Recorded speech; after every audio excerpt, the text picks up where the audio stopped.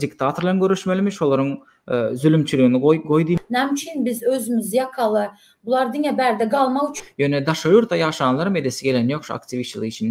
Näme bilen şol sebäpli? Näme üçin prezident bellenýär halk üçin nämeler etmäge borçly ýaly gurumlary samy meliçdan başlaýan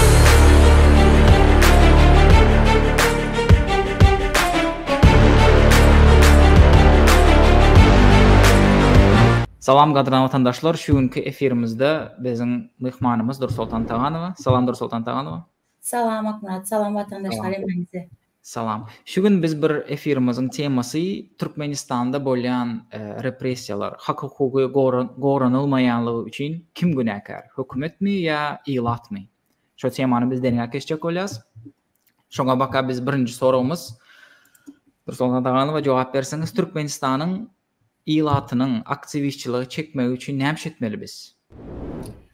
Indi bu etap edilmeli işler diýip pikir edýän we bu şol bir wagtyň özünde köpçülükleýin edilmeli işler diýip pikir edýän adamlara ilki bilen özleriniň haklaryny öwretmeli, ýatlatmaly. İkinciden haýsy haklarynyň nähil derejede bozulýandygyny we kim tarapyndan bular ýaly işler edilýändigini görkezmeli, suwutnamalar, argumentlar bilen görkezmeli ve birazcık bolsa da motivasiýa döretmeli diýip pikir edýän. Sebäbi bizim 5000 ýyllyk taryhymyz bar, ata-babalarymız gaty nähil aýtsam näme aktivni göreş beripdir de taryha seredende dünya tanadypdyr özüni. Şoň üçin biz hem gorkak millet däldigimizi aslında yurdumuza zarar vermek niyetimizden de yurdumuzu östürmek, adamların azat yaşamak için hareket edýändigimizi görkezmek ve düşündürmek diýip şoň netijesinde aktivistler çekip bolar diýip yani umid edýän. Sağ olun Sultan. İkinci sorumuz bizim sizin pikiriňizçe näme üçin adamlar aktivistçilik işini edesi gelen ýok? Mümkinçiligi bar bolsa da. Boýla biz Türkmenistanda ýaşaýan aktivistlerimizi bilýäs, olar gorkýar, sebäbi Türkmenistan şeýerleşýärler. Ýöne daşaýurda ýaşanlar edesi gelen ýok şu aktivistçilik işini. Näme bilen şol sebäpli? Men pikirimçe bir näçe sebäbi bar. Birinciden az birlik ýok diýip aýdýas. Aslında az birlik ýok, gorku bar. Sebäbi nähili aýtsam, biz pravozащитниклар bizim öýümüze bir basış bolanda pravozащитниклар ýazýar şu adam gelipdir ya da biz şunu ýaly interwýular berende öýüme adam bardy, şular sorağa çekdi ýaly gurumlar edenimizde tamam Türkmenistanyň çäginde ýaşaýan любой bir vatandaş bilýär-de yani net şu adyan zatlaryň esasında doğru bolsun ya da bolmasyn öýüňe biriniň barjagyny bilýärler. Gardaşlaryň samy slaby ýerinden tutjagyny bilýärler. Gardaşlaryňa basış ediljegini bilýär adamlar. Şondan birazcık korkuyorlar ve mesela çıkış edip gören aktivistler Türkmenistan'a dolanıp barmaz. Näme üçin biz özümüz ýakaly bular diňe berde galmak üçin bu hareketleri edip ýör diýen düşünjedek adamlar var. Ondan soň yenem bir iki misal bersem size aktivistlara yurdu satan ya da yurdu maskaralayan adamlar diýip gaty-gowy propaganda işlerini alıp barýarlar. Bular hem başylar, ondan soň TikTok fenomenleri ve şuna benzer tanınan adamlar tarapyndan edilen üçin, videolar çekilen üçin, bu işleri edýän adamlara hiç hile çareler görülmediği için adamlar ağzını açtı bu zatlar yanlış hakikaten bu adamlar bizim yurdumuzu satya ya da dönüklük ediyor deyip pikir edenliği için her bir Türkmenin vatanseverliğine inanyanım için aktivistlik işine koşulmaya deyip pikir ediyen ben. Sağ olun Dursultan. Bizim indiki sorumuz Türkmenistan'da biz bilýäsine Türkmenistan'da bolup geçen hak hukuklary goralmayan için bizler kim bilen görüşmeli? Biz hökümet bilen görüşmelimi, diktatorlar bilen ya ilat bilen görüşmelimi? Sebäbi biz yarım ilatymyz biz häzirki prawitelstwany goraýar, goldaýar, häzirki hökümeti ya käbir ilatymyz goldan ýok, ýöne olar imsimotyr. Bizler kim bilen görüşmeli? Biz şu diktator bilen görüşmelimi, şolaryň zulümçüligini goýdymek bilen görüşmelimi ya biz ilat bilen görüşmelimi, şolary aýaga galdyrar ýaly? Men pikirimçe iki taraplaryň göreş alınıp barylmaly. Hem ilat bilen görüşmek değil de ilata düşündürüş işler geçirilmeli. Bileniz 30 yıllar dine asudalık, avadançılık, parahaçılık, propagandası edilen için adamlar hemmezat go deyip fikir ediyor.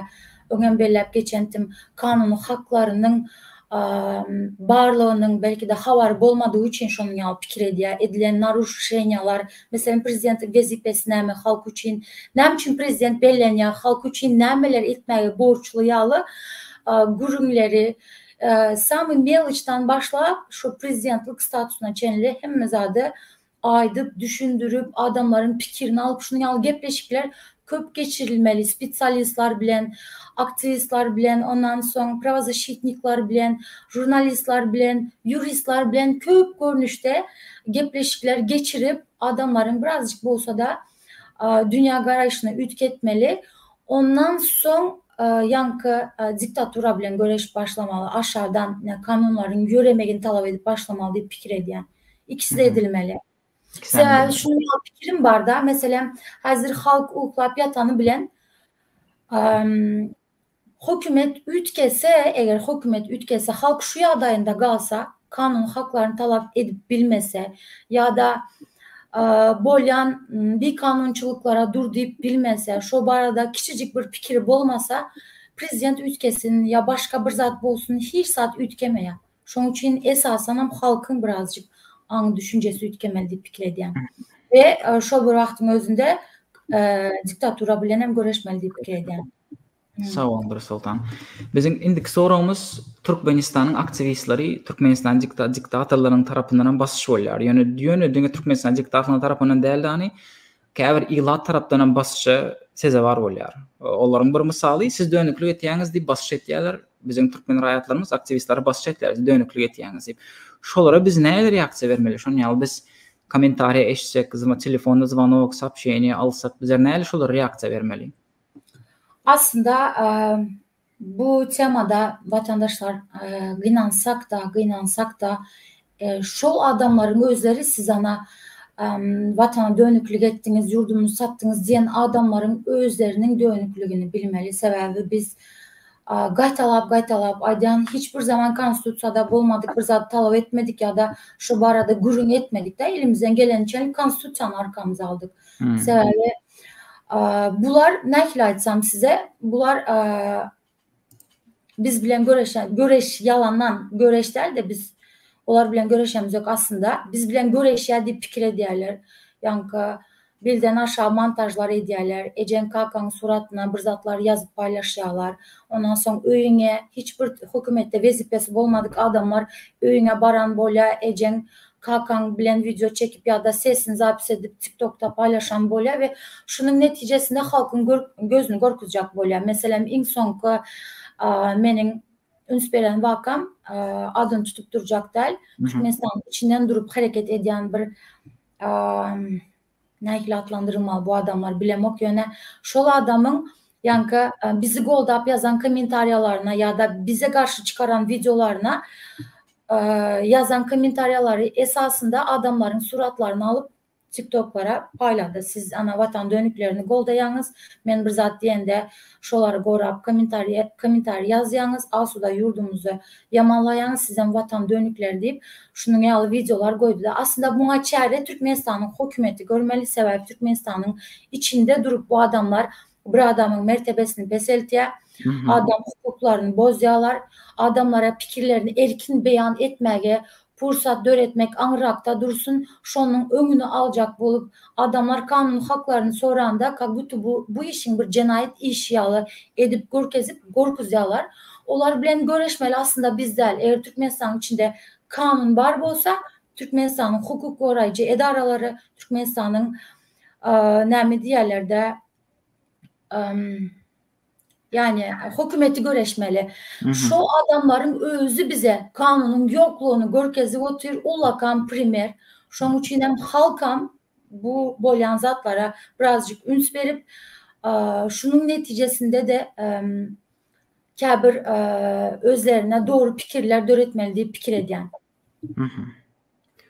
Onda biz aktivist yalı aktivistlerin de tayyar olmalı, doğru mu? Basışa edilen, basışa siz dönüklü etýäňiz diýen sözler tayyar olmalı, başlamaz dönem, doğru mu?